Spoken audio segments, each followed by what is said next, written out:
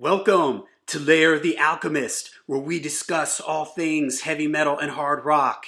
On today's episode, another in a series of what I call milestone moments. These are moments in a band's career where everything comes together. It usually features the classic lineup of the band, and the album will often have some of their most well-known songs on it. So the band that I've picked for today is Kansas, and the album from 1976, Leftoverture. This was the fourth album for Kansas, and although I think the albums before this are all great, on this album I think is when it all sort of came together. The songwriting, the great playing, the great production.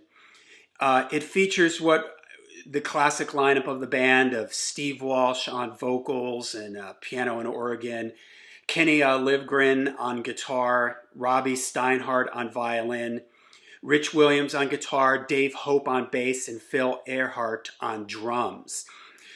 Kansas is often considered to be a progressive rock band, and I do agree with that.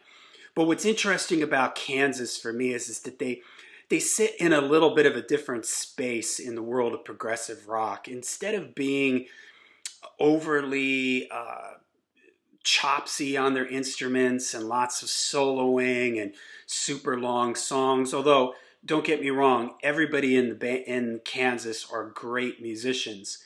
For me, the progressiveness of Kansas lies more in their song structures, in their use of sort of a classical element to their sound, their melodicism, their arrangements, the interplay of all the instruments.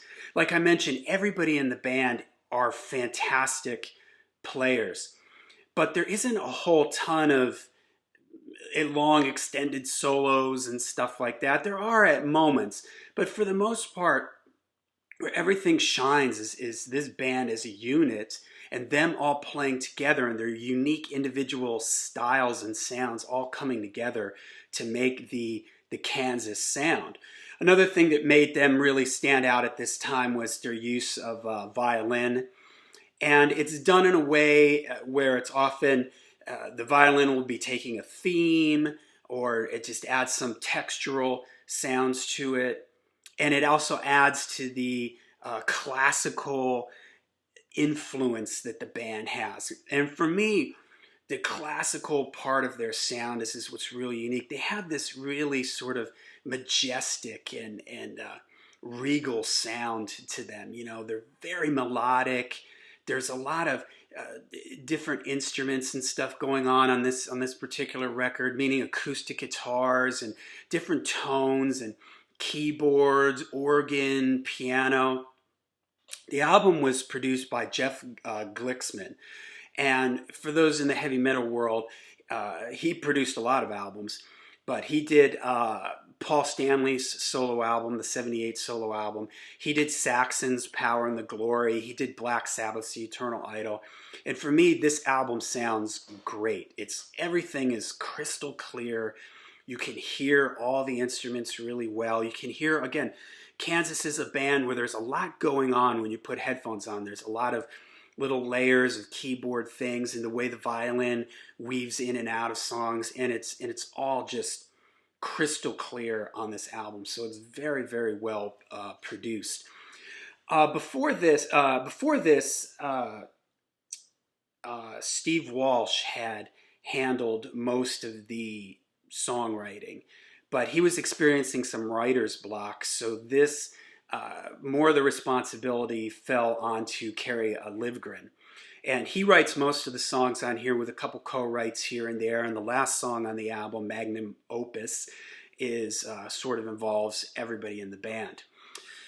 So, like I said, just a great 70s melodic, hard rock, progressive, very intelligent record. Great, fantastic album cover. I love the way on the back here he's, writing on the scroll with the fountain pen, and it goes up here through the back, and The inside of the booklet here has pictures of all the guys and the lyrics and everything. And the lyrics on here are just great. They kind of, you can really dive into them, and they're very, very thoughtful, and you can really listen to them and get something out of them. So the album starts with arguably one of their most well-known songs, "Carry On, Wayward Son." Often, and I often think this too, it's "Carry On, My Wayward Son." No, the song title is "Carry On, Wayward Son." And this is one of Kansas's most popular songs, right up there with "Dust in the Wind." Starts off with the vocal harmonies. Just great, the layered harmonies. Steve Walsh has an amazing voice. He has a clean tone, just effortless. His upper range is just emotional, and just a really, really great voice. And everybody in the band sounds great on this record. The guitars sound fantastic. The keyboards are great. The violin is mixed in there really well. I also really love the bass sound on this record. Dave Hope, he's a great bass player that doesn't get talked about a lot, but he has a great tone that sits really well in the mix. He has a lot of creative little lines throughout the album. That's, for me, is what Kansas is all about. It's kind of a sum of the parts. You put all these together, and this is where you get that unique sound. And I think it's all sort of a crystallized, all compact and put together in "Carry On, Wayward Son." You've got the soaring vocals, you've got the keyboards, you've got the big riffs. That main riff is one of the great guitar riffs of all time.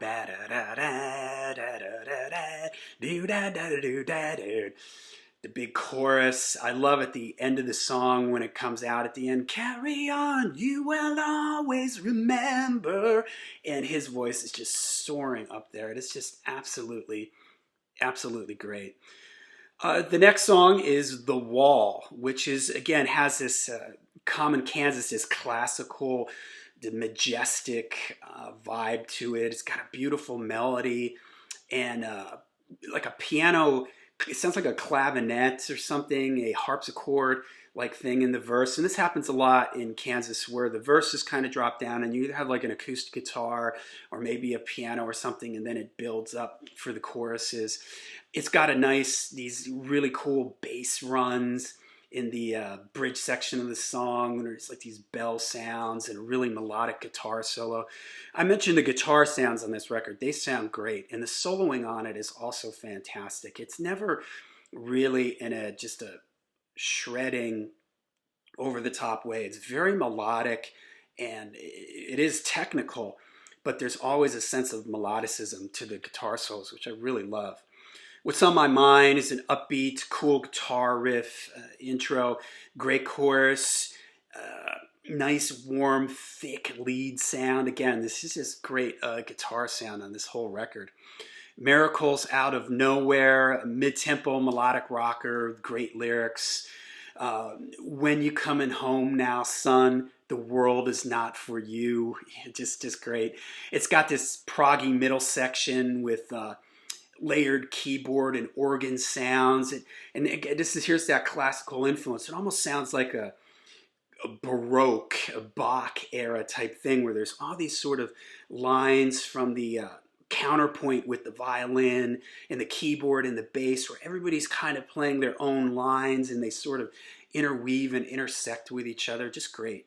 Heavy. It's got this heavy double time kind of riff part at the end, which is really cool. Opus Insert, upbeat melodic rocker with some nice synth lines.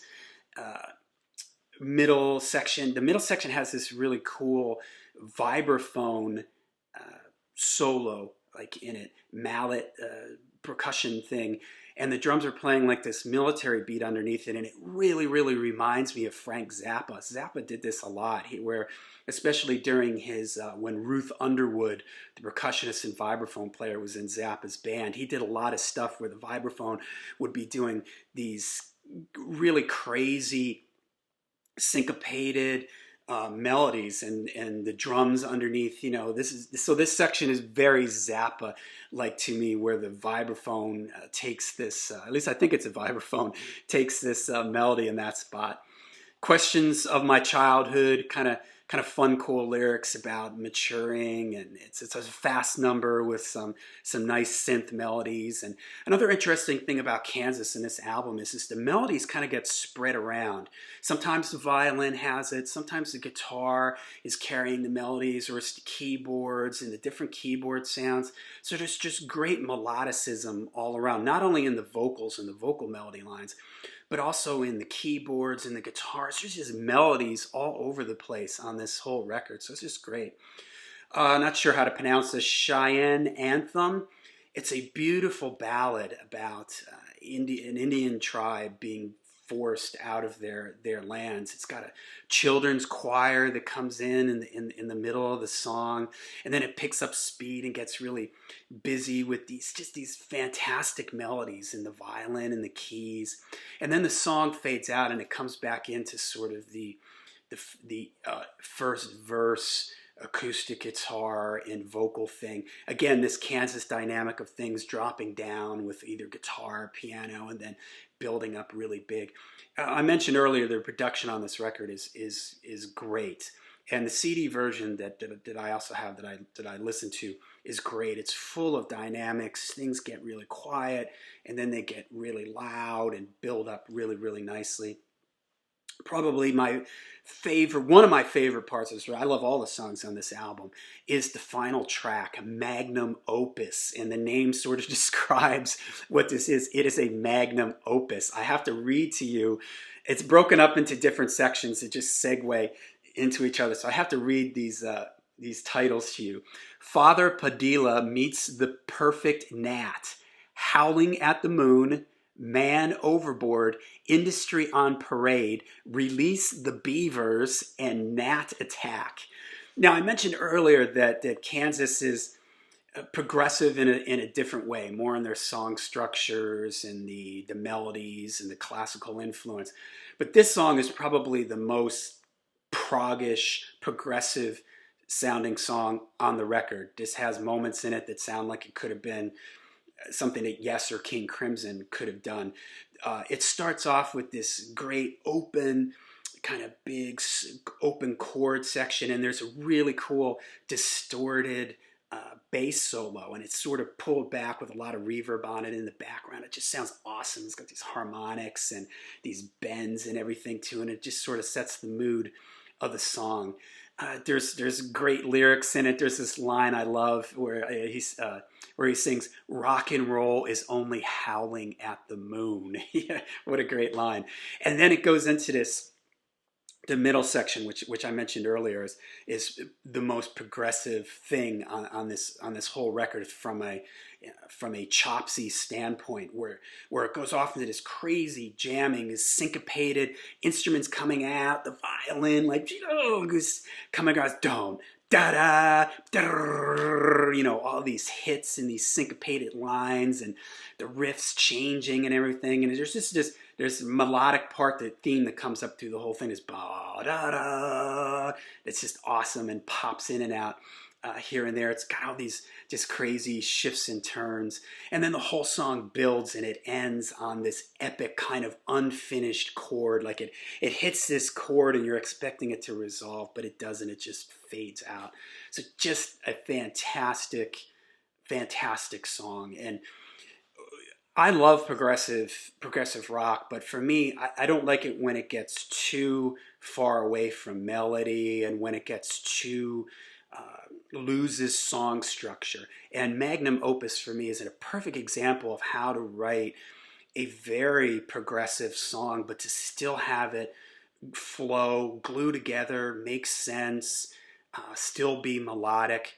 Just great. The whole album is all full of that, little textures and layers that if you put on headphones, you're going to hear all these vocal harmonies and all these melodies and instruments coming in and out. So just a fantastic album. Milestone moment, Kansas, Leftoverture. I almost went with the album that came out after this, Point of No Return, also a very popular, successful album. This album went on to become multi-platinum for Kansas here in the US, and and sent them into being an arena band. The album after this, Point of No Return, was also very successful. That's the album with Dust in the Wind on it. And I almost picked that album because I love that album just as much. But I just went with this one. Magnus Opus kind of sold it for me because I absolutely love that song. And Kansas in the 80s would then start to have some, as the 70s and the 80s came in, they started to have some internal strife in the band. So for me, this is them at their peak. Leftoverture, I also put in Point of No Return as the band just at their peak, where everything's coming together, the songwriting, the playing, the production, just everything. But they're a fantastic band. Check out their earlier albums too.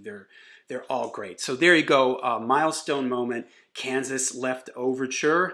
Great album title too, right? Play on the words, overture, and the same thing in the song. Opus insert. I just think that's great and fits in sort of the theme of the lyrical theme of titles of the album.